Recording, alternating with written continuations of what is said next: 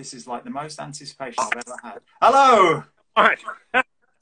Hey. Hey. Good to see you. Okay, so let me turn this off. I don't know why on my phone I can join you, but on my computer I can't for some reason. Okay. It's not computer friendly, right? Okay. Unlike me, I'm so friendly with my computer. It's good to see you. Yeah, you too. Looking well, man. Looking sunny there as well. Ah, it's crazy. I'm on the beach. I mean, I live at the beach. It's here. I'll walk you over to the door. You can. Well, you know where I live. Yeah, it's. Oh, it's the same place, yeah. Yeah, just. I mean, you can see that. Oh wow, that's not the same place as I went to. I don't think.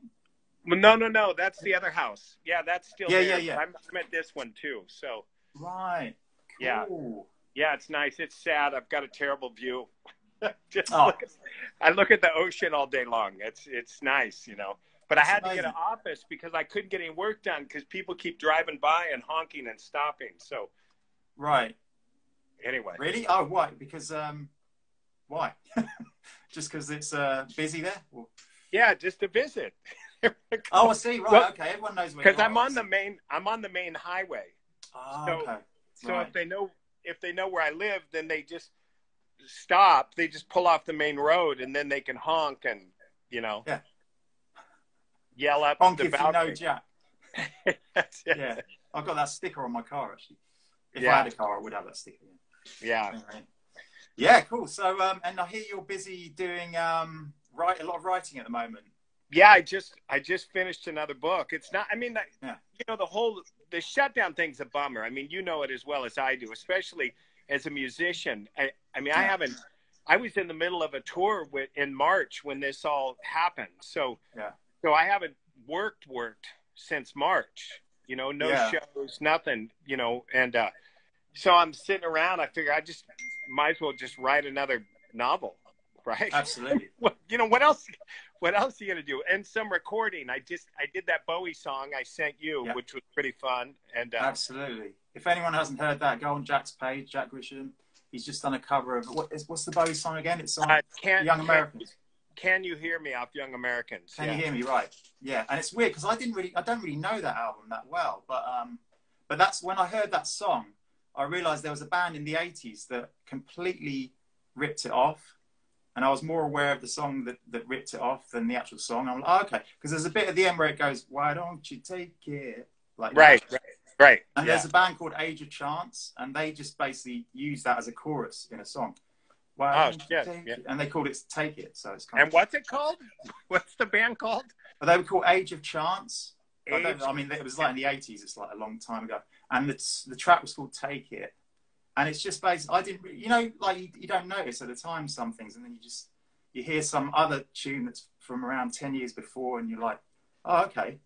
Yeah. Well, I've always loved it. I mean, I love that song, but it just never worked out. Like, because you got to do it right. I mean, if you're like you know as well as I do, like there's some people you can't fool with, like taking their songs, and you've got to be really respectful. That's like sacred cow shit. You know what I mean? It's like you can't. Yeah. Like, you know, if you're going to cover a Queen song, you know, does anybody cover Queen? No, apart from Vanilla Ice or something. Yeah, it's like, I think the Darkness could have covered Queen. Probably, yeah. They just did it their own way, didn't they? Yeah, but it's like, you really got to, so when looking at that song, like to cover it, it's like, hey, we got to use real strings. We got to do it, we have to do it more like a tribute than a cover, kind of. So, absolutely. But you know, like, you know, recording and stuff, I'll tell you, to put on the headphones and to listen to that track and know that you're going to, you know, even though it was our version of that track, but with the strings and the pianos and the conga, you know, everything in there, it was like, oh, I'm going to sing to this.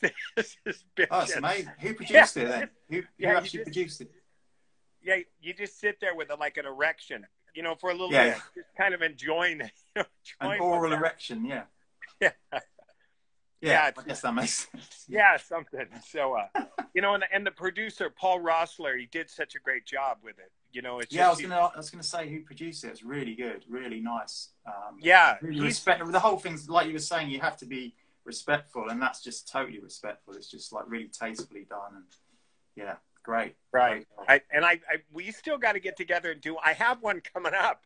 I thought about you. I go, I got one. Maybe you'll like this one. We'll see. Oh, okay. Yeah. Yeah, I'll do some stuff on it. I'll ruin it probably, and you can edit it all up or whatever. I don't know. Yeah, cool. Yeah, send it over. Yeah. Yeah, it's always fun. Yeah, I found this other one that no one's really. It's not a boat. It's a total obscure kind of. The track isn't obscure, but nobody would really cover it or anything. And it's just, I don't even want to say what it is until it comes out. So okay. But anyway, right. But would I know what it was? Do you think? Oh, you'd know. Yeah. Okay. I mean, it was a hit, but it was one of like one hit, like in the, I think it's late '60s, early '70s, maybe. I don't know the exact date, but. Right. Oh well, I look forward to that. Yeah, absolutely. Yeah. Yeah, and you did that. You did do a gig though, didn't you, with T.S.O.L? I saw you had like a whole gig that went out streamed live, wasn't it? It was completely live, I think. Yeah, at the very start, of things, we did it. You know. Yeah. And I'll tell you, that was weird, man, because it was so the gig we were playing in Las Vegas. So you know, you've been to Las Vegas. Like if you've gone to Vegas, you know, the lights and the crowds and the people all over the place, you know what I mean? So rolling in there during a shutdown, all the lights are off.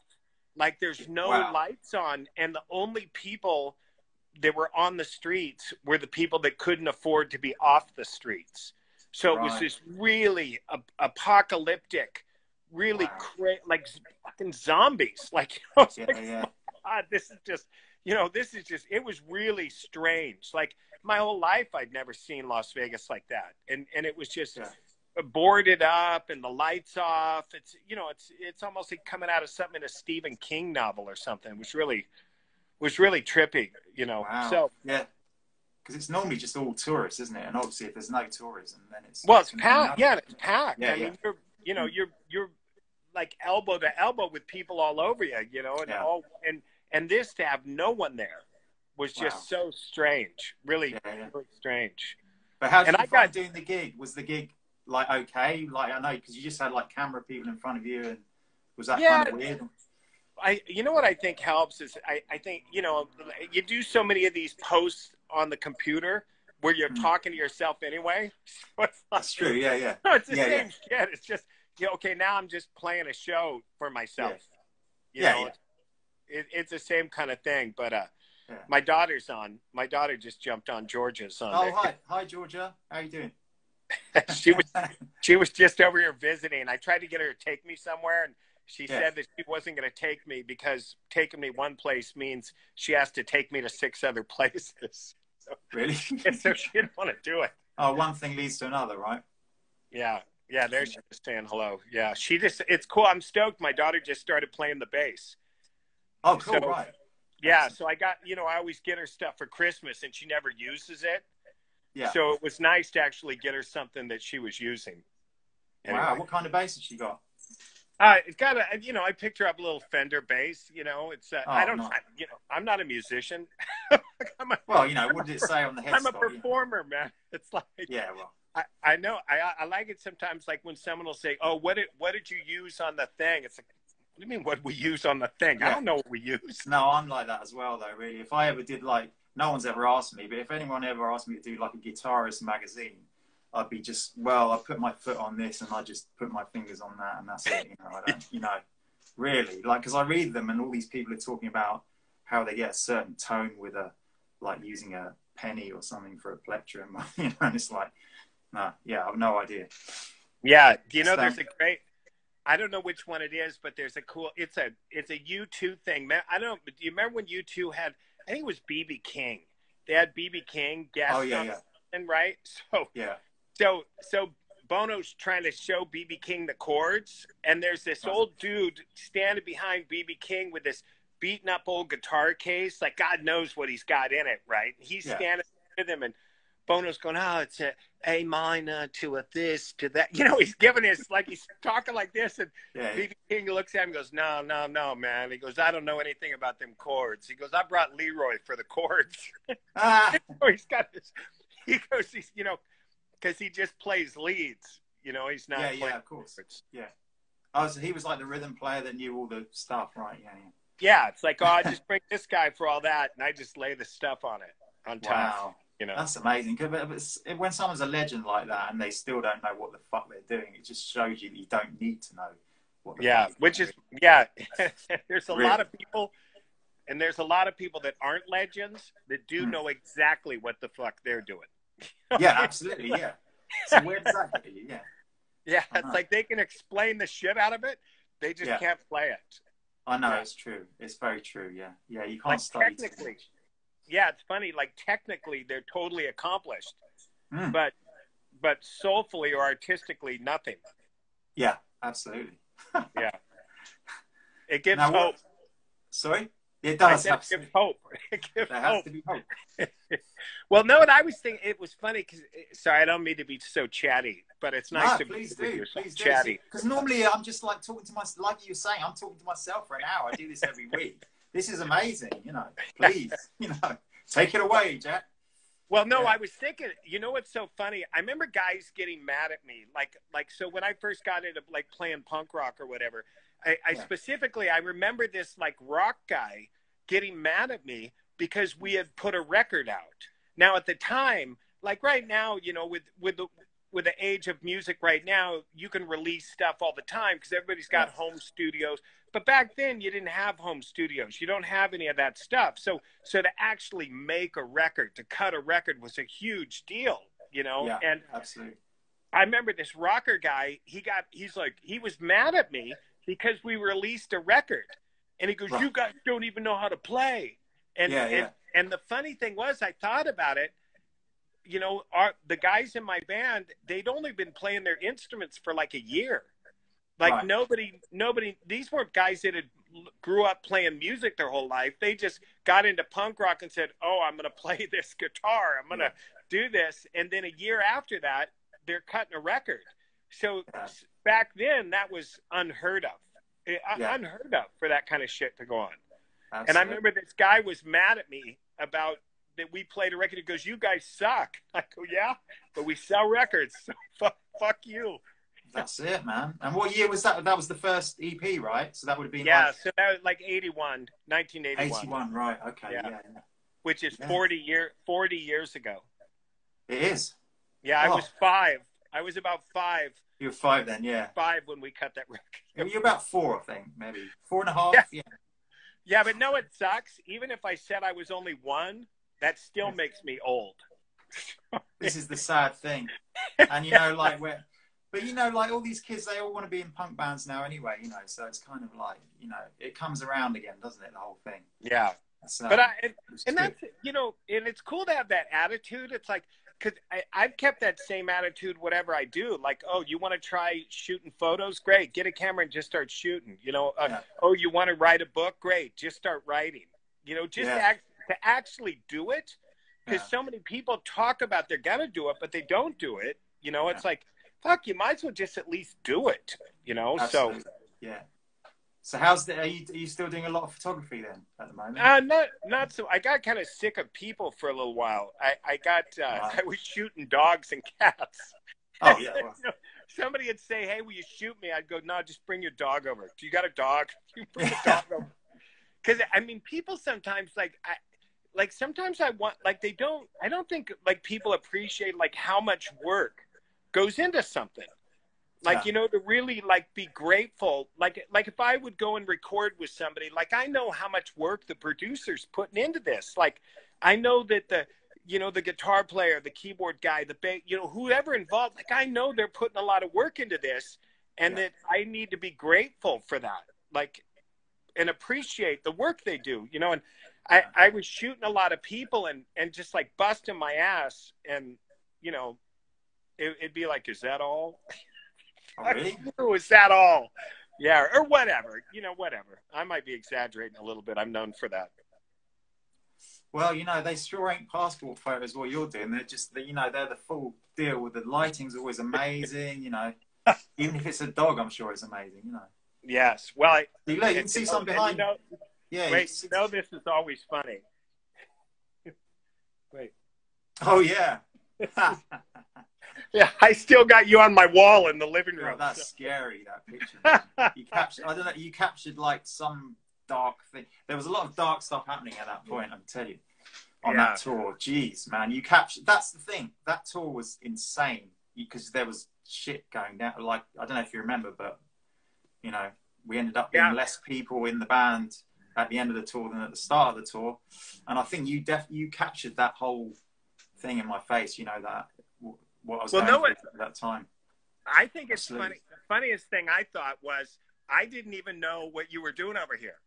It's like, I remember it's like when we hooked up, it's like it's like, oh well, let's get some breakfast or something. I go, well, what are you doing here? Like, were you visiting? Oh, you didn't know, right? Okay. I didn't know. No. Oh, right. Okay. Yeah, no, I was on tour basically. Yeah, with a day off. I didn't know until you told me, and I thought, oh, shit, really? That's what.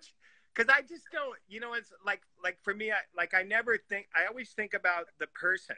Well, do I like this person? Well, does it matter what this person does for work? No, it doesn't matter what they do for work. So I don't really pay attention to that. You know what I mean? It's just like, oh, this is a nice guy. You know, Will's a nice guy. He's a nice guy. So I don't think, oh, he does this for work. Do you know? Yeah. Like I never, you know, I know people that have known me for 30 years and they have no idea what I do. Nothing. Really? Like, but that's great. That's best friends to have, really, isn't it?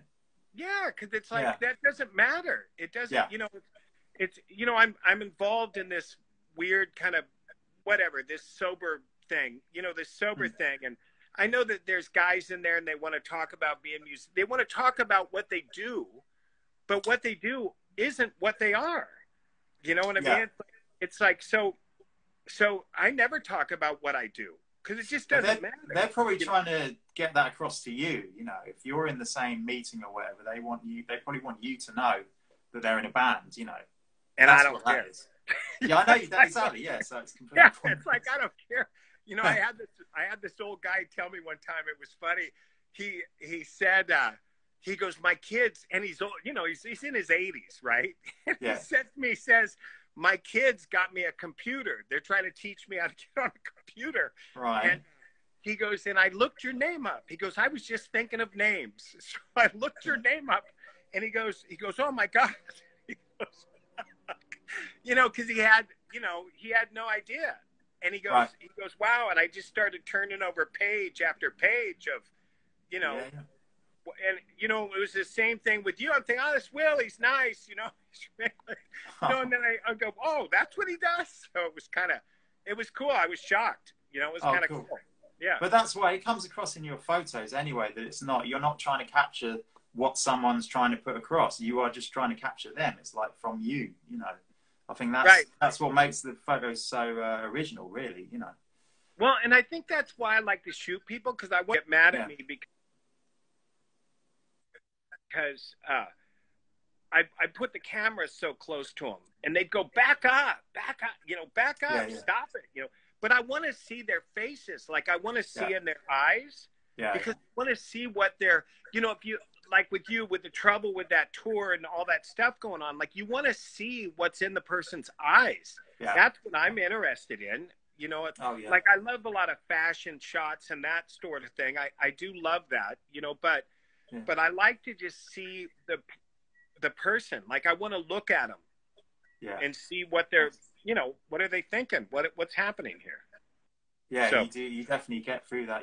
Because the eyes are the window to the soul and all that, isn't it? You know, so if you can get that angle, it's not just about angles, is it? It is literally, that's the whole thing with like everyone thinking, oh, you can just press a button and the machine is doing the work. It's the same thing with music and sampling and stuff, where people are saying, well, you just press the button and you played something that someone else had played, but it's still you doing it. Do you know what I mean? It's still you putting yourself into that mechanism, you know, which is the same as photography, I think, you know.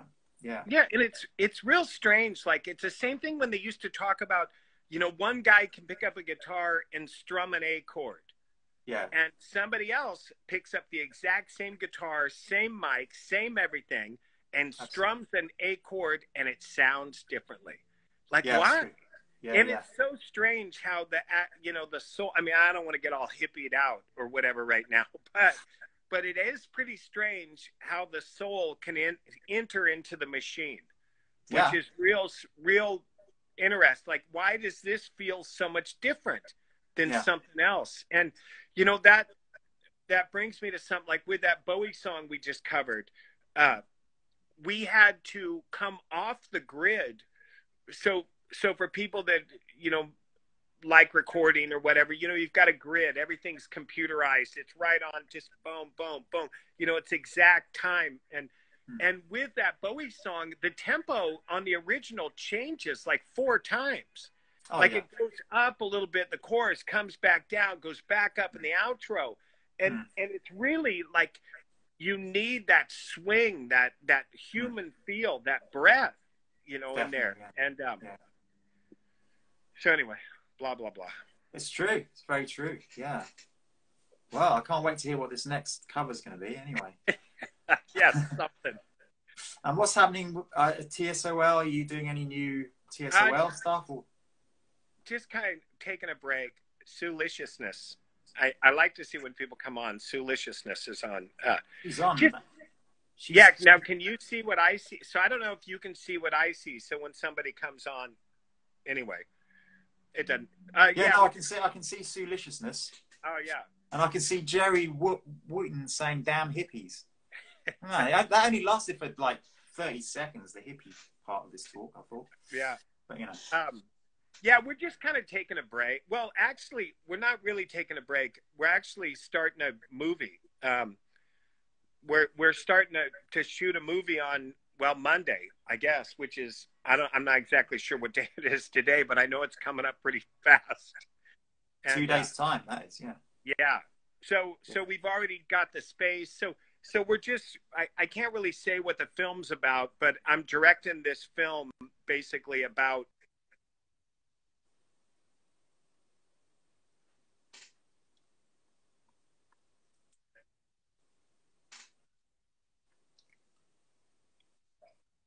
Okay, it's breaking up a bit.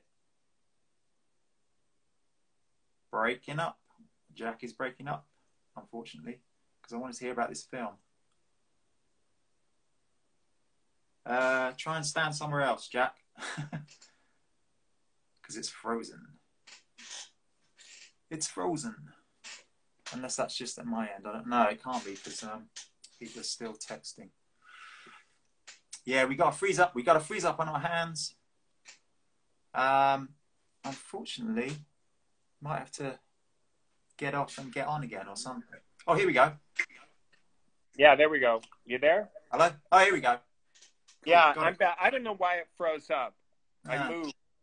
Yeah. It's all those cars parked outside your house, like beeping. There we go. Sherry and the Pugs. Oh, it's frozen again.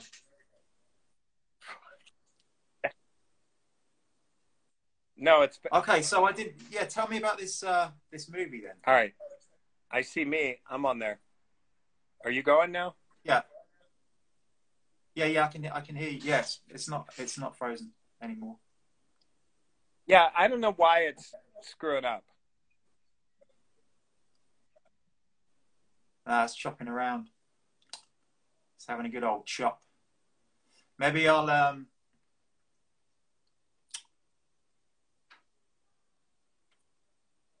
cut you off and then try again or something. Hang on. Yeah, I can hear you now, actually. It's choppy, but I can hear you. It's 2021, man. Can't we get this right? It's the future. Hang on. I'll cut him off and then I'll get him back again. And hopefully that will be effective. Let's have a go. Let's have another go.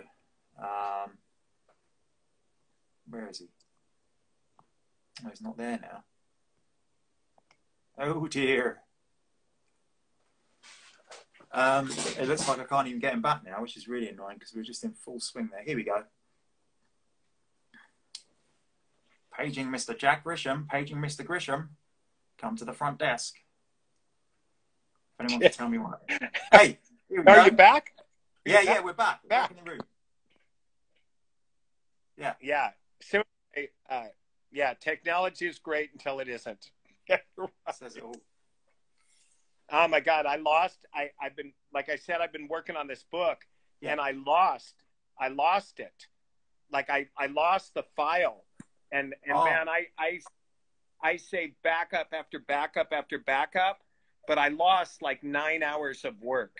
Like just all of a sudden it just disappeared, and I'm just like, okay, stay calm. Yeah. Stay calm. Oh, that's horrible. Like, because you don't want to, pick up the computer and smash it or, whatever the hell. It's like, so I just took a breath, and then I went in, and it was the weirdest thing. It's like the computer saved it under some weird name. I didn't even know, like, just for the hell of it, I thought, okay, I'm just going to click on this and see what happens. Yeah. And when I clicked on it, boom, there it was. And I'm like, oh my God, it was just terrifying. Oh, terrifying. Awful. Well, I'm glad you didn't lose it anyway. So tell me about this movie. You said you were starting filming a movie on Monday. We've frozen again. I think we've frozen again. We got freeze up, which is weird because London is actually freezing. Huntington Beach isn't freezing, I'm sure. Frozen again. Maybe go out to the beach or something, Jack. I don't know how to resolve this. This doesn't happen when you see. Oh, it does actually. It happens to everyone. It happens to the best of them. The Wi-Fi. Here we go. I can hear you again now, but it's frozen. I can't see anything. Okay, let's try again. Third time lucky. We had a good run, though. I must say. Long Beach Mike, how you doing? Nice. Didn't know you two knew each other. Yeah. I can't even find Jack now. He's gone. He's AWOL. He's gone AWOL. It's really annoying. I wanted to hear about that film, T.S.O.L. T.S.O.L, one of my favourite bands ever, by the way. And I actually rate them higher than most sort of English bands from that era, really.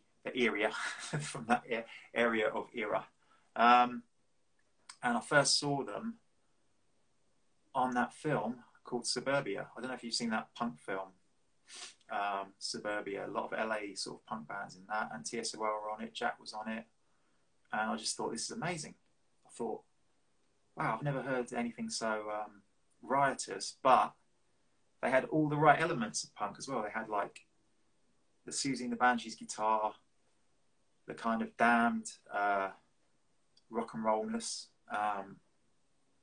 and the songs as well, So they were great, and I was really privileged to meet Jack a few times, and it's a shame my internet isn't. Here we go. Let's try again. Connecting again. Hello. Hey, I'm back. Are we back? Right. Yeah. That's cool. I think that's cool. I just got off completely and then just shut everything off. Okay. Looks like it's done the trick. I hope you didn't lose any work by doing that. Oh my God. Yeah, that's yeah. You were going to tell me about the film and then it froze up. So I'd really like to hear about that. Is it a documentary or? Well, I don't know. It's like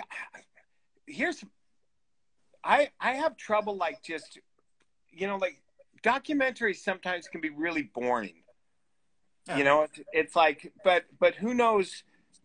I don't know. I don't want to say what it is. It's not going to be a total documentary, but then it's not going to be like, you almost like want to get a bunch of really shitty actors to play everybody, which is fun, like campy wise, it's fun, but I don't know. Who knows? I don't know what it's going to be. I'm just going to take a shot and we'll see what happens. So are you directing it yourself then? I'm going to direct it. Yeah. Wow. Yeah. Cool.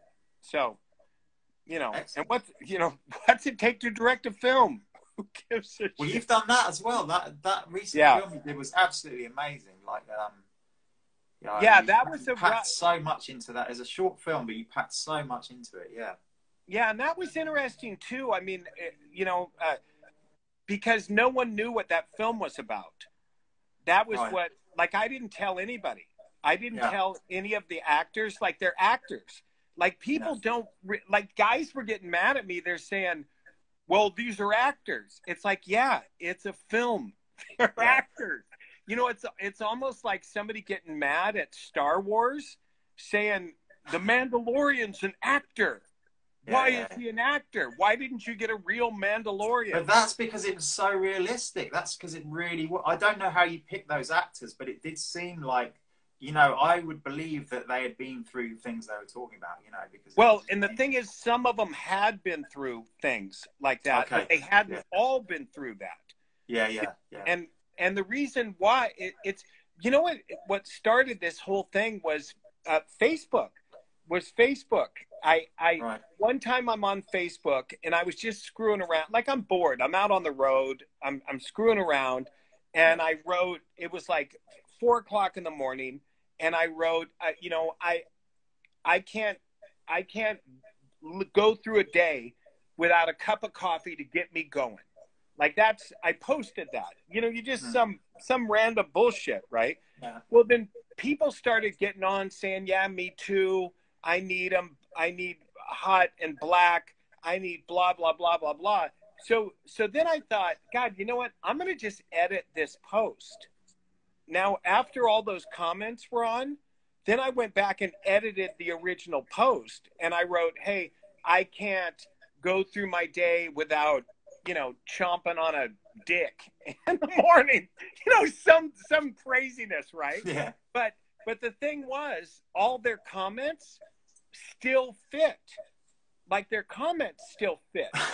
So so now you're 500 comments down and people are going, what the fuck's going on here? What's with these people? Like, why are these guys, you know, so it was really like, you know, it went from, you know, I love a nice walk in the morning to, you know, something else crazy.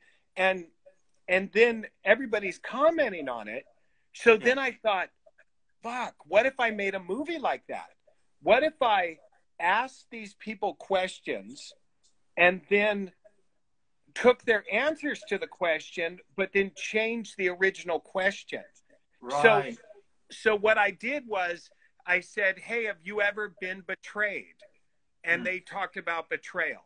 Hey, have you ever, has a close friend of yours ever hurt you? And then they talked about that. So then I talked about, because I was physically and sexually abused when I was a kid. So I took my feelings and I had them answer questions based on my feelings. And then I changed, and then I took those answers, which are true answers. That's why the acting is so realistic, because they're not acting. They're giving me real responses. Okay, so there was no script at all then? No script at all. Yeah. So they're giving me real responses to something that didn't happen. So and then the perpetrator, like having the perpetrator's voice in it, my friend Glenn, who played the perpetrator, like I would feed him lines. Like I would sit there and just feed him a line, but then he was allowed to riff off on it however he wanted. And and then once you put it all together, it's really gnarly. You know, it's like all these men that were abused, and then the abuser saying, well, they're liars. Screw those guys. You know, it was a heavy, you know, a pretty heavy subject. It was, but I wanted it realistic, you know, so. Well, that worked. That was an amazing device to you, an amazing way of doing it, you know, pretty original as well. Yeah. To get that from Facebook. Well, and it was posting. Yeah, and I think it worked. It worked really well, you know. But like I said, I had this one person who's totally angry with me about it. It's like, look, it's a film, man. You know, it's like it's supposed to bring up emotions. It's supposed to hurt. Yeah. It's supposed to, you know. So they got angry when they saw it. Yeah, they got angry when they saw it. I see. But that's just that's just like an editor taking a film in a different direction. You know, it's like that's completely at the control of the people making the film. You know, it's like you can't really complain if you've done your job and you've done exactly what you were supposed to do. You can't really sort of turn around and say, oh, well, you've manipulated me or anything, can you? Because it's it's your film, you know. Right. And it's, you know, and it's interesting you bringing up an editor, and it's funny, like people don't realize how important each person's work on a film is. Like how important the sound, like you can ruin a film with sound, you can ruin it with editing, you can ruin it with lighting, you can ruin it with acting. It's like, you really have to trust these people. And then you can look at guys like Stanley Kubrick or whatever that wanted a hand in everything, you know, the control, like crazy control freaks, you know, I mean, maybe he realized that, like how much, how much damage one guy can do. Yeah. I don't know, man. And but that's you know, do you know who Andy Dick is? The actor Andy Dick? Yeah. He's like a comedian. Right. So I did a film with him that I had written the script for, and so basically, it was really cool because I liked him, and I had respect for him. So he was given the script, but he didn't follow the script completely. Like he took lines out of the script and kind of riffed off those lines. And it was cool to just sit back and say, yeah, I wrote these words, but those words aren't as important as the character. So I'm going to let the character be the character without complaining. Yeah, you know, and I think you know, and that comes into music, the same thing with music. Like when you work with people, you've got a basic idea of what you want, but then you also got to sit back and say, hey, you know what, this guy, let's let this guy be this guy. We got him here because he's this kind of player. So let him be that kind of player. Don't try to corral and, you know what I mean? Just let them be what they are. No, I think all the best bands, that's how they're built to last, really, because they do have that kind of aesthetic. They do have that, the way of letting everyone else shine, you know, and everyone has their place, you know. That's why they stick together, I guess, And they share the royalties as well. That's if you look at U2 or something, it's like it's all 25%. And having like mutual respect. It's important, like, to have respect for the guys you play with, because if you don't, you know, it's not good. No, absolutely, it's not good. No, but how's your? I mean, because if you're going to be directing your band, that takes it. I mean, that's kind of quite a novel thing to happen, isn't it? For a singer of a band to direct the rest of the band, it's kind of like you're taking on you're sitting on two different seats, basically, aren't you? The director's seat and the... So how's that going to work? Well, you know, it's funny. I was thinking of a shot where it was going to be me asking the questions of, you know, asking the questions to the guy. And so it was going to be, the shot was going to be me sitting behind the camera with a bunch of people behind me with the lights, like backstage, saying, hey, you know, I heard you're very narcissistic, you're an egomaniac, you've got a temper problem, nobody likes you, how do you react to that? And then I was going to cut to me on the other side of the camera going, fuck those guys. You know what I mean? Just, you know, asking myself the questions. Anyway, well, but who knows? I think it's important, you know, in this kind of thing, to make sure that each guy is allowed to tell the story that he sees. Yeah. Like, do you know what I mean? Like that, and I think this is what's so important is that it was those individuals coming together that made that band. Like, if you look at Van Halen, would Van Halen have been Van Halen if Sammy Hagar was the original singer? I doubt it. It wouldn't be the same. I mean, it wouldn't be that showman, would it? You know, it wouldn't have even though they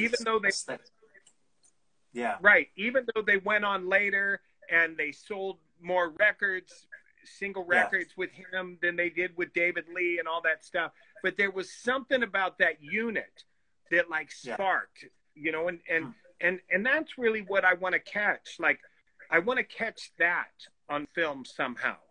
Like, why is this band still selling records 40 fucking years later when they couldn't even play their instruments? You know, it's like, what was that?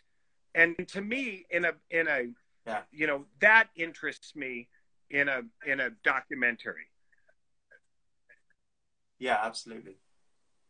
Well, yeah, I mean, you're overqualified for doing it, seeing as you're in the band as well. So it kind of makes sense, you know. I think that's really gonna work. And how long is this? Is the filming? I mean, we'll see. Yeah. How long is it? Are you intending to do it? I have no idea. Oh, okay. Till you get everything I have you no want. idea. As little as possible. Yeah. Well. Yeah, I don't know. We're just gonna see like what happens. Like I've rented a studio. Like I've rented a studio for us, and I'm gonna build a set in the studio, so I can control all the lighting and do everything in there that I need, and then start with these interviews. But what I wanted to make sure was so important is I didn't want to interview anyone that wasn't with us when it happened. Like a lot of times for these documentaries, they want to go get somebody famous to come in and go, oh, I love them. It's like, bitch, if you were not in the band, I don't want to talk to you. You know, it's like, no. Or they get an A&R guy or something, you know, who wasn't actually at any of the gigs or anything, you know, they just signed the band or something. Right. Or they go and get some, you know, and I understand that a lot of them do that because they want to make the documentary more popular.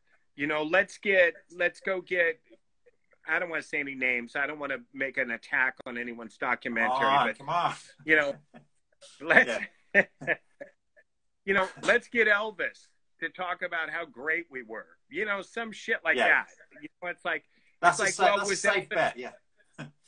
Yeah, because that's good. And I don't really care. You know, I think I've proven that I don't care over again. That it's like, hey, great. I don't. Yeah, get Ozzy. That's good. Get Ozzy to back. Like he was there. He was at all the early T.S.O.L gigs, wasn't he? That's right. Yeah, he was. Yeah, he was. And you know the thing is too with that band. You know, if you're going back 40 years ago, how many of those guys are dead? You know, so many of them have died. And you know, I really tripped one time. I was in Denver, and we're gonna play a show in Denver. And there's this old, and I'm not shitting you. Well, there's an old guy on a walker. You know, like a walker. Yeah. Like, you know, like a wheelchair, but one you can stand up on, right? So he's, and this is early. We're there at sound check, right? Yeah. And this guy's pushing 80 years old. He's pushing 80, and he's in his walker sitting there, right? And I walk by, and he goes, Jack.